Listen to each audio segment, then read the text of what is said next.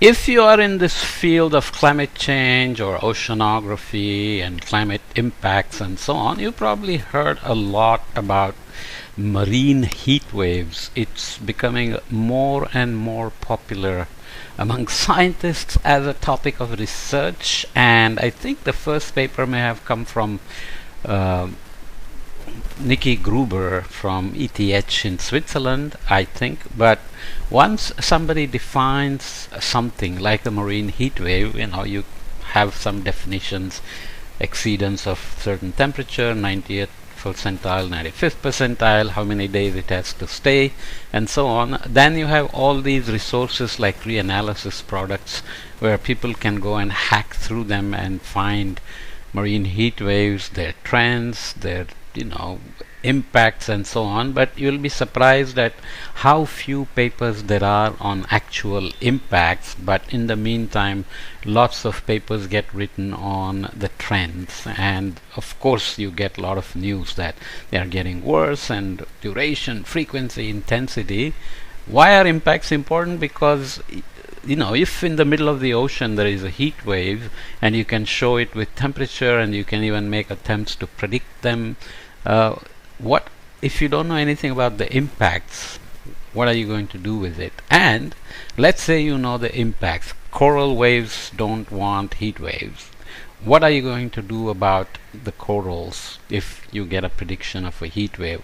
Are you able to go out and find an engineering solution to try and help them deal with this heat wave? That doesn't mean you don't have to forecast them or you don't have to understand them, but there is a desperate requirement that we quantify the impacts. So this is a nice story that looks at marine heat waves and their impacts. It can become controversial because they go against the mainstream. Mainstream is always saying marine heat waves are here, they are bad, and they are getting worse, right? So marine heat waves are not a dominant driver of change in demersal fishes. So we'll look at this, and then there is a news and views article on this, as usually happens in Nature and Science, and they make some additional points. So I'm going to just read through them. Let's read the abstract of the main. This is the main paper. Marine heat waves have been linked to negative ecological effects in recent decades, so there is already some evidence. If marine heat waves regularly induce community reorganization as Americans would say, and biome collapses in fishes, the consequences could be catastrophic for ecosystems, fisheries, and human communities, no doubt at all.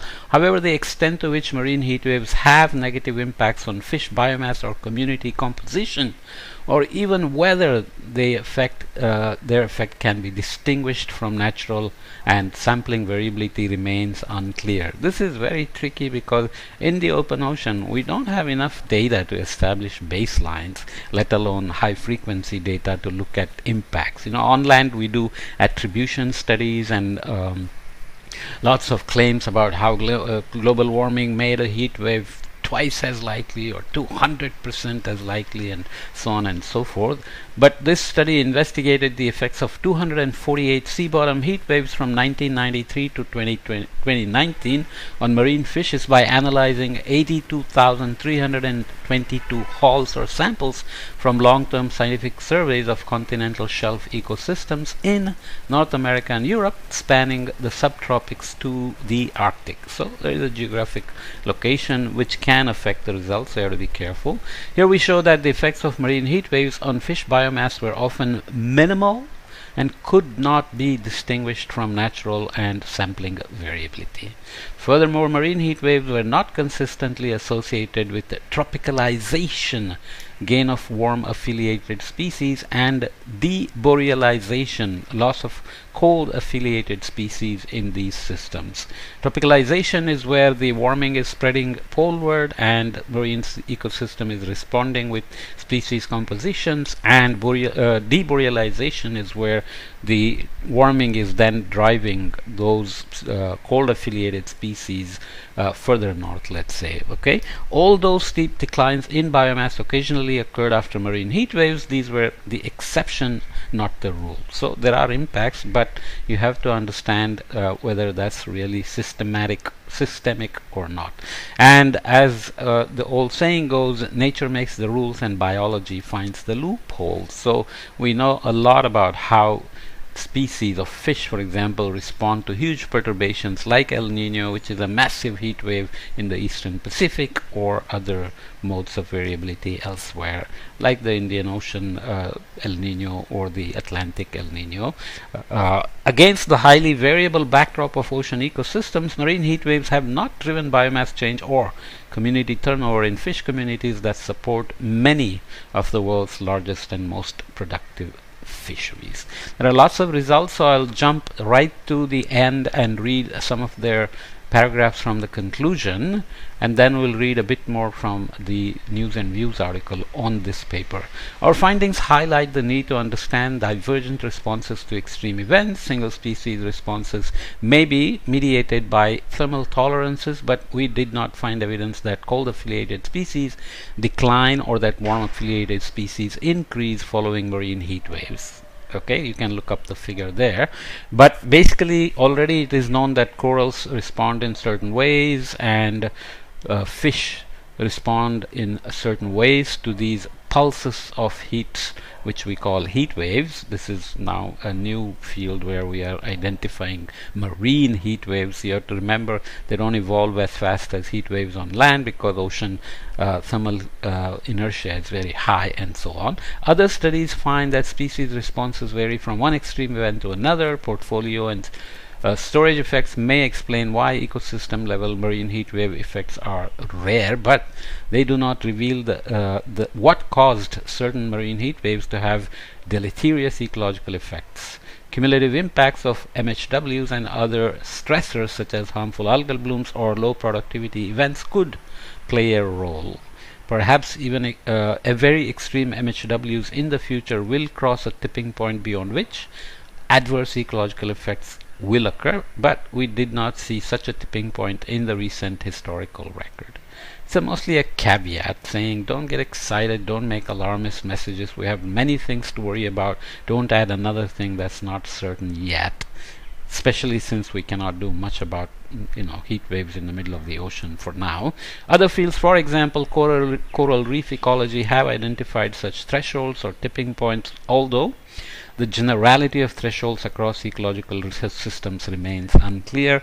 Generality across corals themselves remains unclear because corals in the Caribbean or the Red Sea would be are responding very differently than corals elsewhere like the Great Barrier Reef. Gaining mechanistic insights into why only some MHWs have deleterious effects and on only some species is necessary for any future efforts to identify an effective threshold or forecast MHW impacts, and should be a research priority for the field. In addition, ecosystem responses to extreme pulse events such as MHWs can shape impacts of more gradual trends.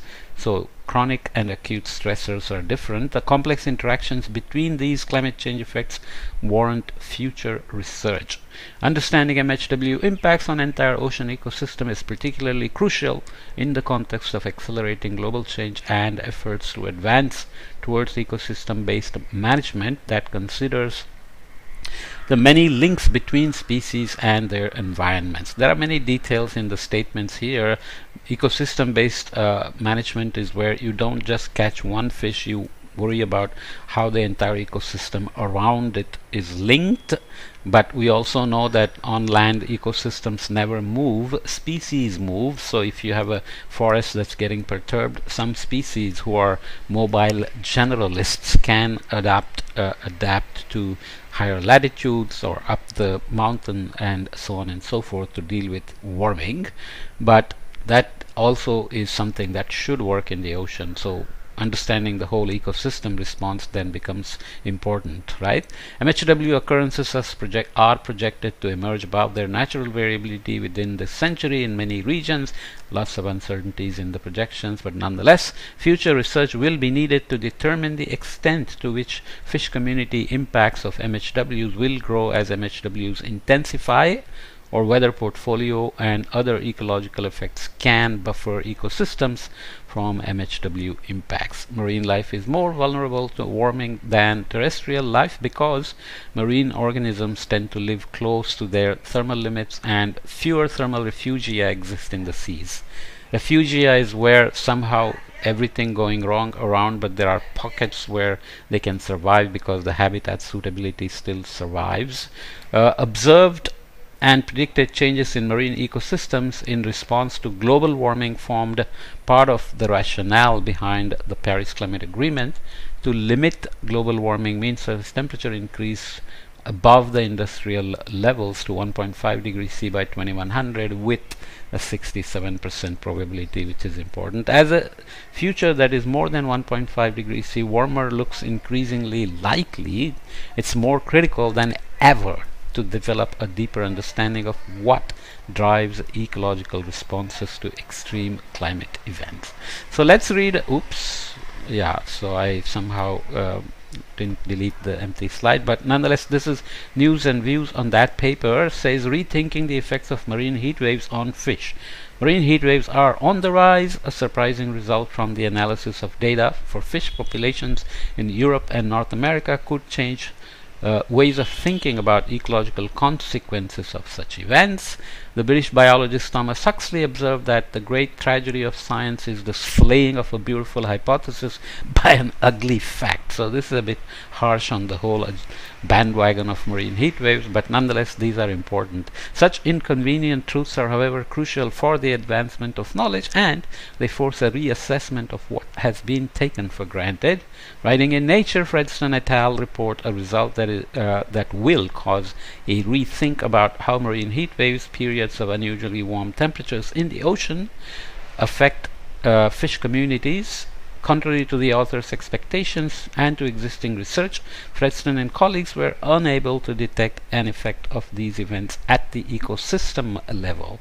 Not the species level, but the ecosystem level. This unexpected negative result changes our understanding of how these heat waves affect marine ecosystems and raises many questions. Jumping ahead, again, even this text I'm chopping and taking just the most salient points, so you definitely need to go back and read the original papers if you want to follow up on the details.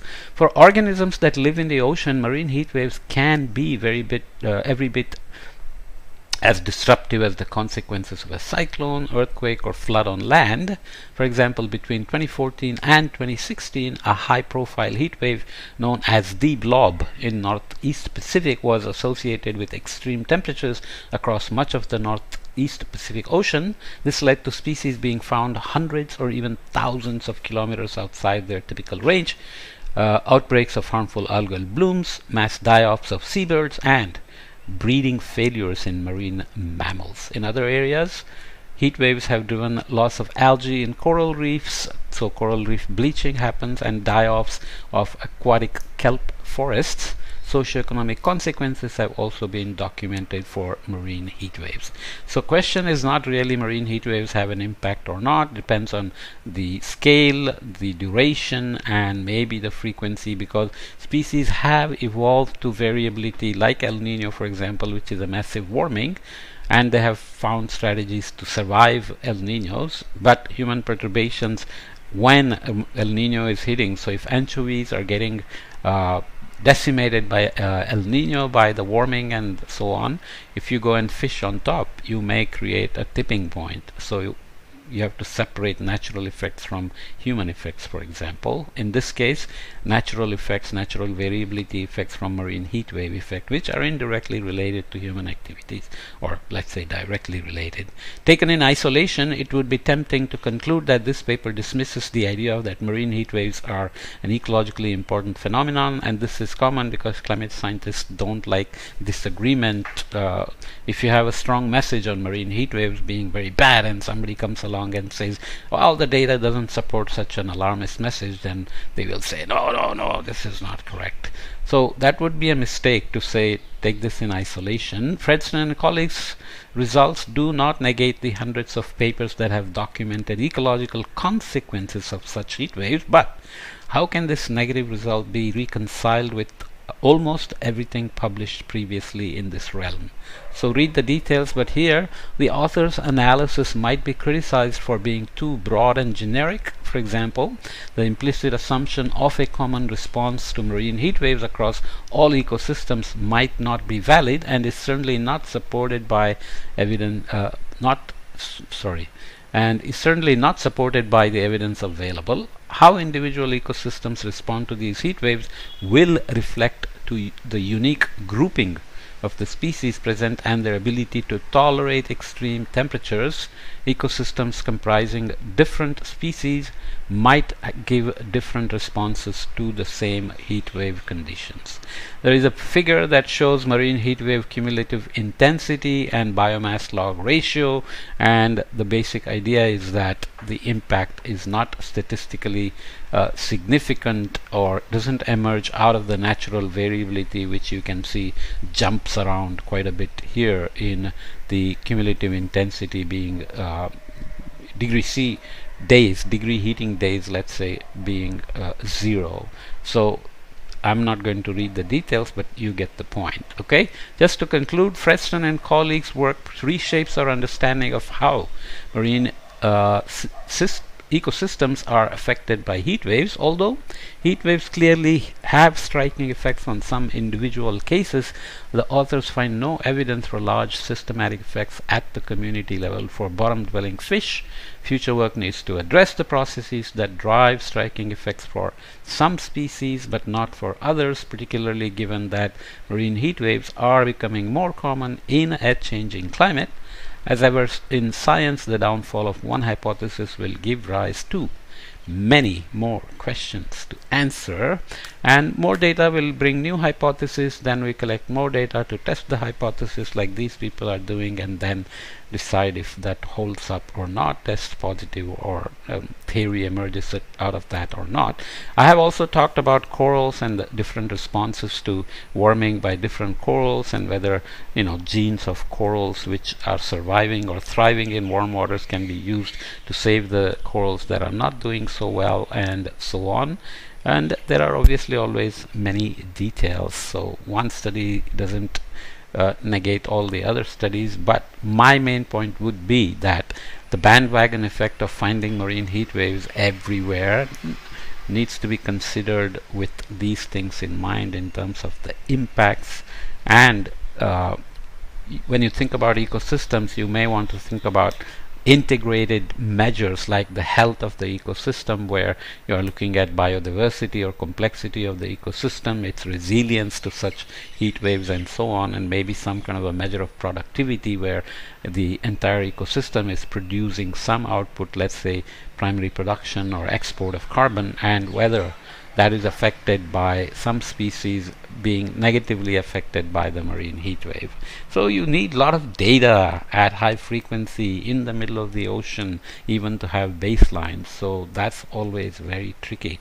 Doesn't mean we cannot try to predict marine heat waves, but we just need to be less alarmist about them till we are certain, because there are too many things to worry about, and we want to worry about things that are quite certain rather than keep on spending energy on things that may be still a bit speculative. Okay, with that polemic, some people tell me polemic is bad and I'm always angry, but actually I'm not. Okay, see you.